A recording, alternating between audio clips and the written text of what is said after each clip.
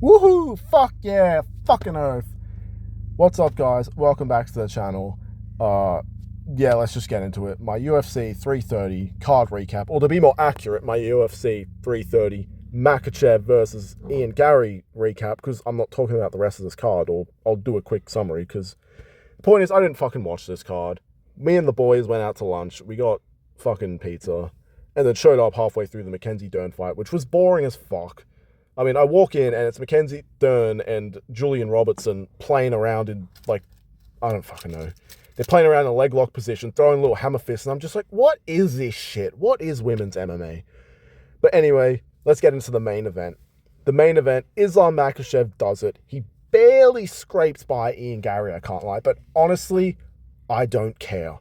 He got his hand raised. Ian Garry got fucking dropped like what you see in this photo with a beautiful head kick, which I did not see coming because, like I said in my prediction, I didn't think the head kick would be available for Islam. I thought Ian would be too tall and rangy for him to land it. I thought he'd have to rely more on the punches, but nah, he got him while he was leaning back. Pretty sneaky move from Islam, I can't lie, and dropped Ian Garry. Nearly had him out of there, but after that he kind of fatigued, but was able to dig deep in the later rounds. But fuck. Even though it wasn't the decimation of Ian Garry that I was hoping for, but I'll be honest, I didn't think Ian would get just ran over. He still got fucking dropped and nearly finished, and honestly, that's enough for me. And he even got dunked on his head. Like, he lost worse than he did to Shavkat. Like, against Shavkat, he did all right. Like, he didn't get hurt that badly against Shavkat, and he hit him with some nasty oblique kicks, which he hit Islam with in this fight.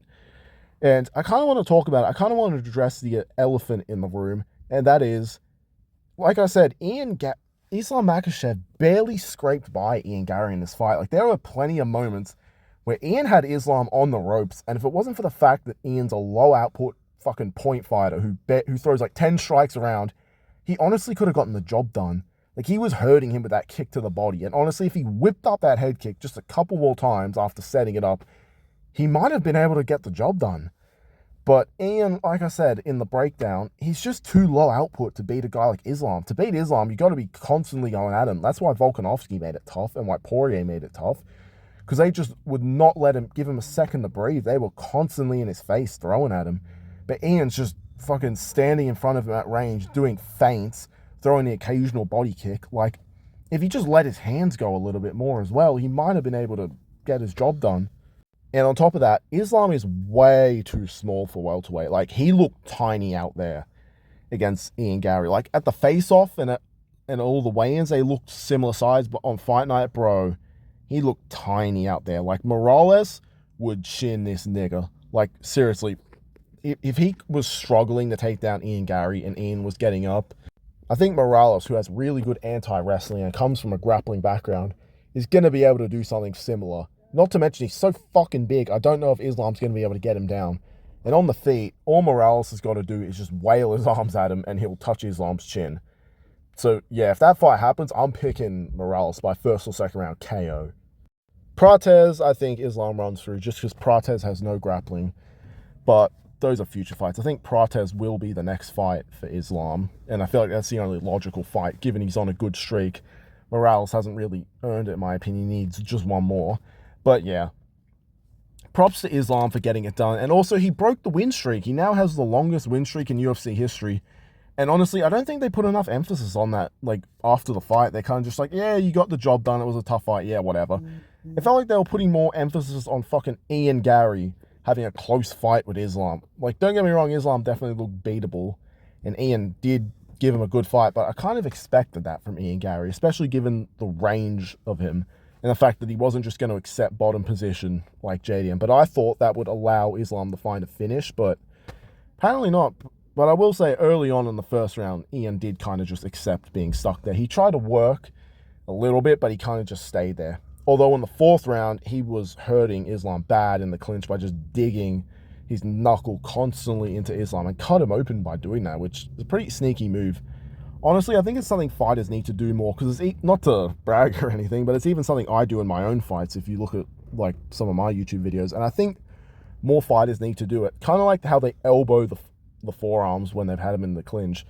Like, what Ian Garry was doing to Islam that Piotr Yan did to Merab. Like, I think things like that, little things like that, fighters need to do more. Because, like, I feel like if you just stay there and try and play the wrestling game too much, that's what allows some of these fighters like Islam to win from, like, in clinch exchanges and wrestling exchanges. Because they gotta, sometimes these fighters need to remember that this isn't wrestling or a grappling match. This is MMA, you know? It's a fucking fight. Like, you can throw punches when you're in the clinch. Yeah, it's a little risky. You can sometimes expose yourself, but it's better than just fucking staying there. But, yeah. In the second round as well, it was looking hairy for Islam. Like, I'm not going to lie, Ian was doing all right in the second round. Like, Islam couldn't get him down. And then at one point, they clinched up. They kind of exchanged a bit. It got a bit wild. And then at the end of the exchange, Islam whips up his 1-2 head kick and fucking dropped Ian Garry. And I was cheering. Then after that, he pounces on him, tries to go for a submission, like kind of like a bulldog choke, which I thought was a mistake on Islam's part. He should have just laid him out and tried to just ground and pound him. Because from there, he probably would have gotten a finish. Kind of like with Ilya kind of made the same mistake with Gaethje, where he had him hurt, he had him on the ropes, but he tries to go for submissions. I think fighters, when they have them hurt or get him into a bad position, they just need to go for ground and pound. Because a lot of the time, submissions, it takes too long to set up. And it's easier to defend, especially when they're rocked, because that gives them time to recover. But yeah, Islam banks the first 2 rounds. The third round, Islam started to fatigue in between the rounds, and that's when it started to get hairy for him. When Ian was, like I said, doing good, but the problem is he's too low output, because he was hurting him with these body kicks and caught him with a head kick right in the eye and even stuffed a couple of takedowns. But if Ian was more high output in these times, he honestly could have got him done. And that's the problem as well. He also doesn't have KO power. He's low output and has no KO power. Like, he's just not going to beat Islam fighting like that. Someone like Prates, if he had grappling, would fucking chin Islam and give him no respect. Or Morales. Morales as well is just going to march forward and throw bombs at him. Whereas Ian Garry's just going to pick at him at range. Like, I do think Ian Garry beats Prates in a rematch and would beat Morales, but I just think stylistically he's the worst out of the 3 for Islam. Well, actually, maybe Prates is, but even then, Prates has a puncher's chance. Like, he could legit knock Islam out, because Islam did get clipped a couple of times in this fight and showed signs of being hurt. So there is a chance Prates knocks him out if Islam's not careful. But it's just that Prates has no grappling, so we can't really bank on that happening. I mean, if Leon Edwards can get his back, I think Islam's going to be able to get his back. Speaking of which, in the 5th round, I'm just going to skip all the way to the 5th round now that we're talking about it. Islam was finally able to control Ian on the ground and get his back, but Ian did a good job at fighting off the hands, and Islam wasn't able to secure the choke, but it didn't matter because he did enough to secure the round. Thank the Lord. And, yeah, now that I mentioned Prates, like earlier, I feel like if Islam can get Ian Garry's back and control him, Prates, who had his back taken by Leon Edwards, would, like, I think Islam would easily take Prates' back and submit him, like, within the first 2 rounds. I think that's the only top guy that Islam's going to be able to just run through. But Morales, no. Morales is going to chin Islam if that fight happens. Islam's just too small for welterweight. And honestly, I think after Prates, if he beats Prates, I think he should just retire. Like, if I'm Islam, I would just retire on top, because Prates will beat him. And the Dagestanis, I will never let them hear the end of it if Islam gets beaten by a big zesty dude. But for now, I forgive Islam Makhachev for snoozing it up against JDM and just laying on him and beating up my boy because he beat up Ian Garry. As far as what's next for Islam, like I said, I think Prates is very clearly the next fight.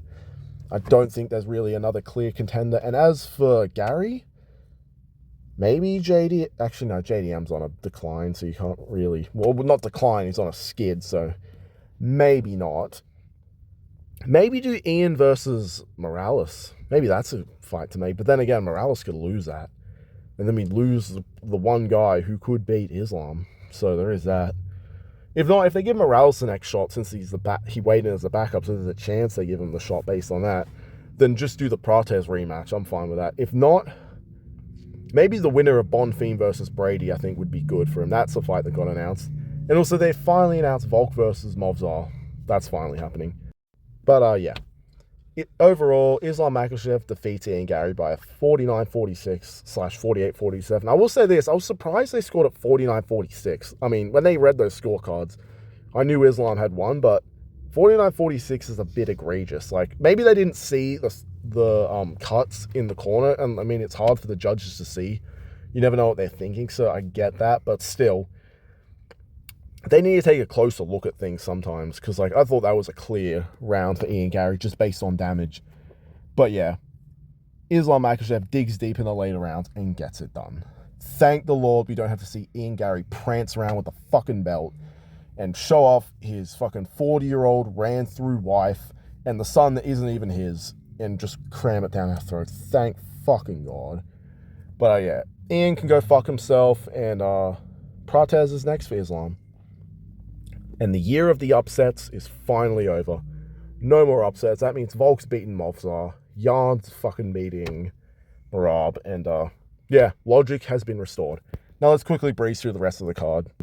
In the co-main event, Mackenzie Dern defeated Julian Robertson in a fucking boring decision. Is anyone surprised? I can't even remember how the fight went. I already forgot. All I know is Mackenzie Dern is a fucking fat ass, and yeah. Can they just make her fight naked from now on? Then that way I'd be more invested. But yeah, as far as what's next for Mackenzie Dern, fucking fight Whaley. And yeah, on the rest of the card, Edson Barboza lost to Esteban Ribovic. No surprise there. Edson finally retired. I mean, I'm a little sad I missed that fight, because Edson is a legend, and he was one of, like, the first fighters I started liking. Like, he was one of the first few fighters I became a fan of, I should say. Like, so it's sad to see him retire. But at the same time, it was necessary. He was on a bad losing streak. But Edson, you had a good career. I hope you enjoy retirement. Jalen Turner won by first round KO. I mean, that's how Jalen Turner wins. It's either that or he loses a decision and just quits. Orobai fucking lost in the first fight of the night. That was sad. Joel Alvarez lost. Vicente Luque lost to Tresean Gore. Damn. I think he needs to hang it up as well, because he just hasn't been the same since the Jeff Neal knockout. And yeah, that's really all there is that's worth talking about, I guess. Yeah, please like the video, subscribe, #all hail the Marlin Army, and I will see you guys in the next video. Goodbye.